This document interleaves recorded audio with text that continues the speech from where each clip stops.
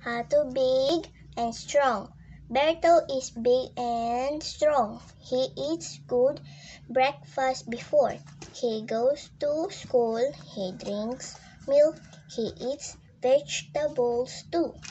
He plays in the yard. These things help Berto become big and strong. Who is the boy in the story? A. Tito, B. Berto, C. Lito.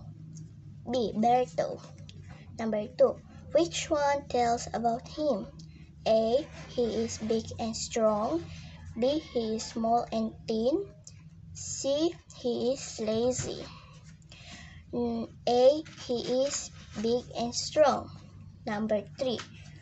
What does Berto eat before he goes to school? A. A good dinner. B. A good breakfast. C. A good supper. A. A good breakfast. Number 4.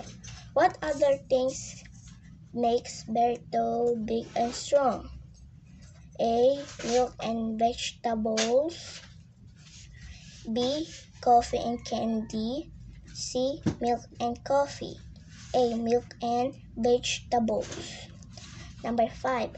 Where does Berto play? A. In the house. B. In the yard. C. Under the sun. B. Under the yard.